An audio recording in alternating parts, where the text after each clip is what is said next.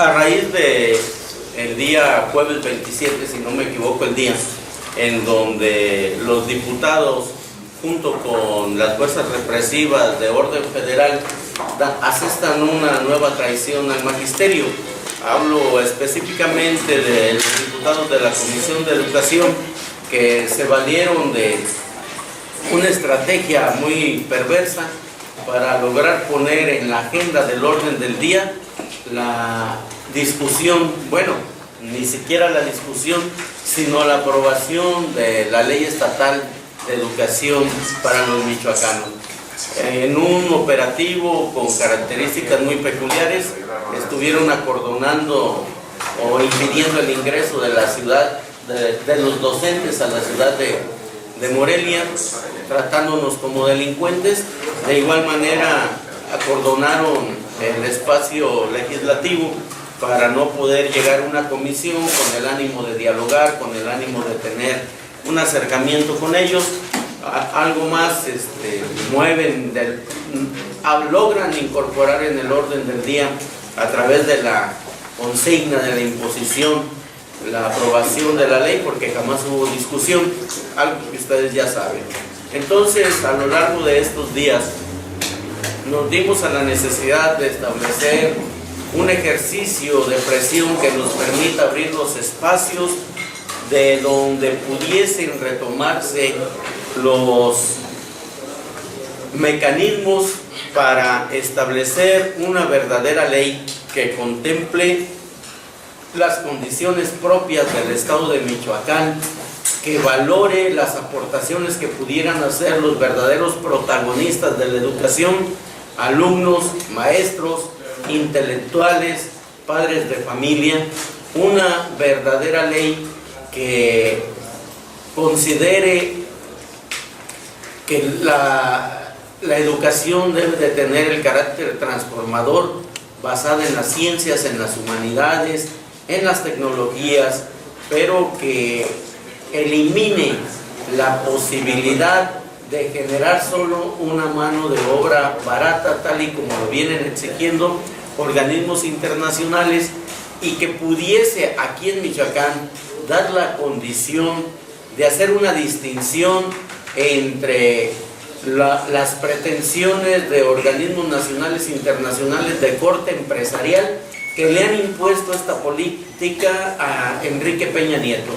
Y que bueno, Enrique Peña Nieto, un individuo que se debe a los medios de comunicación, ha tenido que ceder esta parte importante del acervo cultural mexicano y michoacano en una ley regresiva, punitiva, sancionadora, que en ningún momento viene a finiquitar con el rezago educativo. Para esto, insistimos que no termina con el rezago educativo, porque ni la ley federal ni la estatal contempla un nuevo modelo en educación. Se sigue trabajando con los mismos libros, con las mismas evaluaciones, con los mismos planes, con los mismos programas. Sin embargo, en esta ley estatal, todavía más grave, el Estado delega responsabilidades en infraestructura, mantenimiento, equipamiento, contratación de personal a los ayuntamientos y los padres de familia. Algo que nosotros veníamos anunciando desde hace muchos años: la municipalización de la educación. De igual manera, confunde las atribuciones, las obligaciones con los derechos, y señala esta parte de tener que invertir, de tener que sostener las escuelas como un derecho de los alumnos y de los padres de familia. Significa que estos señores de la Comisión de Educación no consideran y no tienen la capacidad mínima de una redacción profesional de lo que pudiera ser una ley que pudiera armonizar las necesidades de Michoacán con la reforma federal y distensar en algún modo la confrontación que existe entre el magisterio y estas leyes para nosotros regresivas. Si a todo esto le sumamos el acto de traición, de mentira que los diputados de la Comisión de Educación del PRI y del PANAL expresan al afirmar en los diferentes medios que hubo mesas de trabajo con la CENTE. Vemos que los señores tenían una consigna, tenían una encomienda, no sabemos de quién, y en donde algunos todavía llevan agua a su molino cuando hacen referencia a la representación legalmente constituida. La representación legalmente constituida es aquella que emana desde las bases, con los principios de la transparencia, de la democracia, y nunca va a ser el Sindicato Nacional de Trabajadores de la Educación, impuesto todavía en aquel entonces por el Bester Gordillo Morales y hoy sostenido por un ser gris opaco denominado Juan Díaz de la Torre, que no representa absolutamente a nadie aquí en Michoacán. ¿Qué es lo que hicimos? Nosotros nos establecimos en un plantón emergente de manera representativa. Mandamos, después de una rápida consulta a nuestros compañeros, hacer presencia en los diferentes ayuntamientos, exigiendo de manera rápida y oportuna una mesa con el gobernador del estado. Esto todavía fue durante el jueves. El viernes a las 12 del día, después de que había sido publicada ya la ley estatal de educación, fuimos recibidos por el señor gobernador Fausto Vallejo, en donde hicimos hincapié en que ese proceder de haberla publicado, de haberla votado y de haberla publicado sin consulta a nosotros, era un acto de traición. El señor maneja que estuvo en contacto directo con la Comisión de Educación y que los de la Comisión de Educación sí, aseguran haber tenido pláticas y acuerdos con nosotros, cosa que nosotros igualmente negamos. Él propone una mesa técnica para revisar el contenido de la ley y hacer las correcciones en la misma para, dijo él, perfeccionar o para corregir los errores que tiene. Nosotros el día de ayer nos instalamos en esta mesa de manera individual como sección 18 y no le encontramos ninguna bondad le encontramos a esta ley. Por lo tanto, exigimos la abrogación de la ley estatal, mantenemos vigente la demanda de la abrogación al decreto constitucional del tercero del 73 y por lo tanto con ello el desconocimiento a esta ley. Desde el momento en que no fuimos consultados ni nosotros, ni los padres de familia, ni los alumnos, que hubo un proceso, un procedimiento amañado, viciado, impuesto, deslegitimado con la presencia de las fuerzas federales que nada tenían que hacer en el estado, ningún michoacano está obligado a respetar una ley con tantos vicios, con tantas muestras claras de imposición.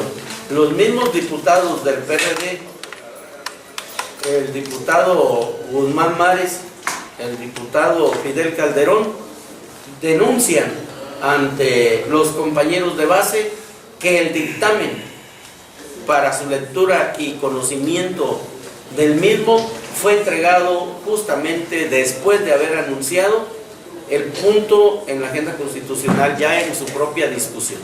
Nadie la leyó, nadie la discutió, porque la primera lectura creo que se obvió, fue solamente hasta la segunda lectura, bastante accidentada, y fue una votación sin análisis, sin discusión, sin sentido, impuesta, mandatada desde el gobierno federal, que consideramos que aprovecha las debilidades del gobierno del estado en cuanto a los temas de inseguridad y de falta de recursos para imponérselas a ellos y a nosotros.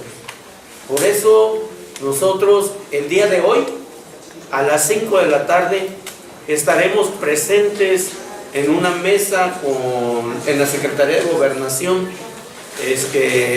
Seremos atendidos por Luis Enrique Miranda Nava, subsecretario de Gobernación, para poner en el máximo espacio de interlocución nuestra demanda para la abrogación de la ley, de la reforma educativa y de la ley estatal en Michoacán, y hacer un planteamiento muy preciso. Si ellos buscan avances, armonización en el sector educativo, que consideren la educación o el sector educativo en Michoacán como en un estado de contingencia, y que le asuman recursos etiquetados directamente a la Secretaría de Educación en el estado para que no haya ningún desvío de los mismos y podamos resolver todo lo pendiente del acuerdo por la educación que nosotros llamamos Minuta, firmada en el mes de junio a favor de las familias mexicanas, que se cumplan ya las necesidades de uniformes, de calzado, de útiles escolares, de los programas educativos y del pago de nómina que tiene rezagos desde el 2008 a la fecha. Queda claro, vamos a esta mesa no a negociar, a exigir, primero a denunciar que esta ley es una imposición y que no la vamos a aceptar en ningún momento, y a exigir que así como hay apoyos que aplaudimos nosotros para el campo y para otros sectores de la población michoacana, exista también un plan de asignación de recursos para el sector educativo, en donde, además de lo que ya mencioné, se ponga en el centro las necesidades de las escuelas más desprotegidas en cuanto a infraestructura, mantenimiento y equipo. Y desde luego un programa de regularización de todos nuestros compañeros que en este momento están en una condición muy precaria, dado que vienen laborando como interinos limitados. Esta es la parte más, consideramos, importante. Les vamos a entregar un boletín de prensa que se está distribuyendo en las principales actividades del día de hoy. Hay una campaña de brigadeo a la universidad. Hay una visita a los medios con este boletín. A las 4 de la tarde nos vamos a sumar a la protesta de los estudiantes universitarios en la caminata que están proponiendo, y para el día de mañana tendremos una megamarcha que parte de la delegación del ISSSTE, donde tenemos instalado nuestro plantón al centro histórico de la ciudad de Morelia, para ratificar con presencia y en viva voz de todos nuestros compañeros el rechazo a la imposición de una nueva ley estatal de educación, en donde resalta el hecho de que el gobierno del estado evade su responsabilidad al solo comprometerse a sostener en todos los sentidos, como parte del proceso educativo, los niveles de preescolar, primaria, secundaria y nivel medio superior y superior, dejando en la condición de promoción todos los demás, en donde se incluye inicial, especial, educación física, artísticas, indígena, extraescolar, normales, que consideramos para nosotros es evadir una responsabilidad de primer orden. El individuo empieza a aprender desde que nace, termina su enseñanza cuando muere, y todavía deja más en la indefensión a los compañeros en edad extraescolar adulta que no pudieron terminar sus estudios de nivel básico por alguna condición, y casi todos son por la extrema pobreza. Entonces, en ese sentido, esta ley, insisto, no tiene ninguna bondad. Está mucho más agresiva que las leyes federales. No sé si hubiera alguna pregunta. Con esta mesa técnica, ¿se estableció algún tiempo para analizarla? Ya ustedes la analizaron para sentarse nuevamente con el gobernador, ¿y de qué dependería que se levante el plantón y determinen ustedes con sus fracciones y ya el gobierno señala que mientras se respete la federal se podrán hacer cambios a la ley estatal? Son varias preguntas al mismo tiempo. La primera es de que considero que no tiene sentido ir a una mesa técnica para analizar la ley. Los señores la conocen, la conocemos nosotros, no vamos a ir a negociar nada de la ley. Vamos a sentarnos en una mesa hoy con la Subsecretaría de Gobernación, con el gobernador, con Jesús Reina, con Jesús Sierra, una representación de este Comité Ejecutivo Seccional, para decirles que lo que exigimos es la abrogación. Es la abrogación a esta ley. Una. Dos, ¿con qué vamos a finiquitar nuestro plantón? Bueno, a esa mesa vamos a exigir la concreción de los acuerdos minutados firmados en el mes de junio con el gobierno del estado y exigir que el gobierno federal, que se ha hecho cargo de manera bilateral con el gobierno del estado o tratando de suplir la representación de nuestro gobierno legalmente constituida, entonces que asuma la responsabilidad directa y que aplique los recursos suficientes para cubrir, ya lo decía, los pendientes en pago de nómina, en infraestructura, en programas socioeducativos, en prestaciones que adeuda a los trabajadores de la educación y que han estado ahí en el tintero por la falta de recursos disponibles en el estado de Michoacán. Entonces, si le quieren entrar, bueno, pues que vengan y verdaderamente resuelvan de fondo. Y para resolver de fondo lo que se ocupa son recursos económicos, no policías. Si se niega, bueno, estaremos continuando con nuestras manifestaciones, con nuestro plantón, y creemos que entonces se pudiera dar una condición diferente al trato que hemos tratado de sostener en el estado de Michoacán. Siempre hemos privilegiado el diálogo, nos sentimos traicionados con esta ley por el afirmar que hubo pláticas con nosotros que son falsas. Nos sentimos muy indignados con la presencia de las fuerzas federales ahí tratando de inhibir una comisión que de manera pacífica trató de incorporarse a los trabajos de la agenda legislativa para hacer nuestros planteamientos.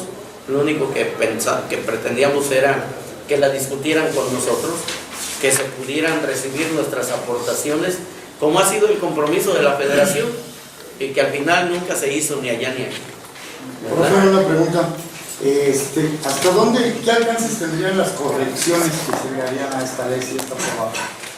Primero, para que haya una ley de educación que tenga sentido y que busque finiquitar con el rezago educativo, necesita un diagnóstico de las condiciones reales en las que se encuentra el estado de Michoacán. Necesita tomar en cuenta las diferencias económicas, políticas, sociales, culturales de nuestros pueblos. Recordemos que tenemos un gran porcentaje de niños de origen indígena que requieren una atención especial. Necesitamos una ley que se comprometa con nuestras personas que requieren, que por tener capacidades diferentes requieren de una atención especial. Y concretando muy rápido, antes de cualquier acción de carácter sancionador o punitivo, tendría que haber la construcción de un nuevo modelo educativo, y el nuevo modelo educativo debe de tomar en cuenta los verdaderos protagonistas: los alumnos, los estudiantes, los padres de familia, intelectuales preocupados por la educación, organizaciones sociales preocupadas por la organización y desde luego los trabajadores de la educación. Creemos que mientras no se elabore una ley con esos principios, no vamos a tener condiciones de ponernos de acuerdo, porque entonces la educación no se va a usar para transformar. Será una ley simuladora, será una ley sancionadora, será una reforma administrativa, pero jamás va a ser una ley que considere la educación como el verdadero instrumento de emancipación social. Entonces, ¿usted no la aceptaría? No. Pide la aprobación. Así es, solicitamos y exigimos la abrogación completa y una discusión amplia sobre la misma. Estamos en un paro técnico, qué bueno que lo preguntan. Estamos en un paro técnico administrativo. ¿Por qué técnico administrativo? Porque tenemos tomada la Secretaría de Educación en el Estado, todas las unidades de servicios regionales y a partir del día de hoy estaremos tomando las jefaturas de sector, las supervisiones de todas las zonas escolares. Y si no hay una rápida respuesta, pues entonces estaremos viendo la necesidad de la toma de las direcciones escolares. Las clases van a continuar.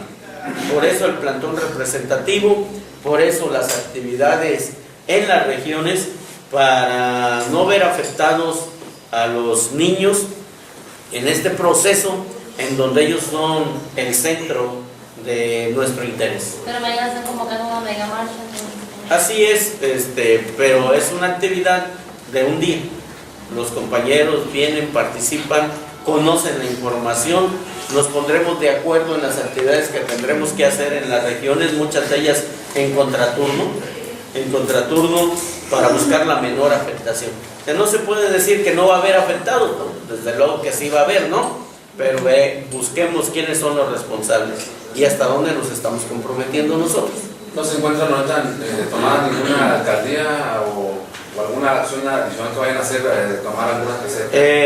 El plan era el día de ayer, ¿verdad? Quizás algunos compañeros el día viernes, perdón, quizás algunos compañeros por iniciativa propia hayan continuado esta parte. Estamos en el proceso de organización para el volanteo. Este volante ya se mandó a todo el estado. Los compañeros ahorita deben de estar visitando los diferentes medios de comunicación locales. Se va a buscar la posibilidad de la elaboración, bueno, ya lo tenemos, de un volante para también el volanteo en las principales plazas, en los primeros principales puntos de concentración, actividades de difusión y agitación el día de hoy. Y después de la marcha, perdón, una asamblea estatal ampliada donde estarán presentes los secretarios generales de las diferentes regiones para dar a conocer un plan a corto, mediano y largo plazo en donde contempla el porqué del plantón, hacia qué tiempos pensamos promover una jornada de lucha de carácter nacional y cuáles son los alcances o las actividades permanentes que vamos a realizar durante todo el año. Profesor, ¿hasta dónde podría hablarse de manifestación también totalmente pacífica cuando en el caso del diputado Alfonso Martínez decía que se habían ocasionado algunos destrozos al momento de que ingresaron al recinto legislativo? Así como afirman que tuvieron pláticas con nosotros antes de la elaboración y publicación de la ley, así de verdad es lo que el Señor se dice. Esa es la característica que tiene la clase política en el país, ¿no? Con mucha facilidad mienten, y lo vemos desde los compromisos de campaña. Más bien yo creo que le vamos a proponer a nuestra gente que vayamos dándole seguimiento a cada uno de ellos y veamos qué compromisos asumieron para con el pueblo y en qué porcentaje han venido cumpliendo. Yo creo que sería muy bueno esa parte, porque más de alguno ya está pensando en buscar otro espacio político de donde seguir como sanguijuela gigante chupándole al presupuesto, ¿no? Usted dijo el jueves que va a haber un costo político, estaba junto a Fidel Calderón, ¿a qué se refiere? Bueno, tenemos ubicado a Salomón Rosales, a Sarbelio Molina, y desde luego que estamos diseñando una estrategia para que esta gente no se sienta a gusto con lo que hizo. Yo creo que en varios días no van a poder dormir. ¿Realizarán alguna acción contra estas personas, incluyendo al propio presidente de la mesa directiva del Congreso, quien aceptó que él fue el que pidió el operativo general? En la reunión del martes, a título personal, los compañeros ya lo decidieron, ¿eh? Los compañeros están muy disgustados con estas gentes y estoy seguro que en cualquier acto de carácter público que se quieran presentar, ha de haber un maestro que mínimamente les va a reclamar. Los reclamos pues son muy variados, ¿no? Desde qué bien que quedaste hasta algún otro asunto más fuerte, ¿no? Eso es seguro. También recordemos que principalmente este señor Sarbelio pues ni siquiera viene de un verdadero proceso electoral, sino que coberturado con su cercanía con la señora Elbester Gordillo,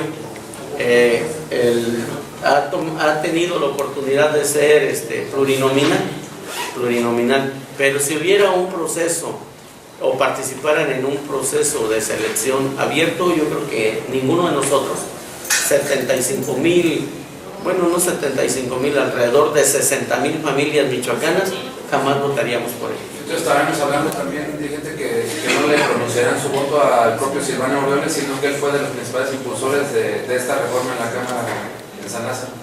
Bueno, eso ya es amarrarle tantito más a la navaja, pero creo que por ahí va. Sí.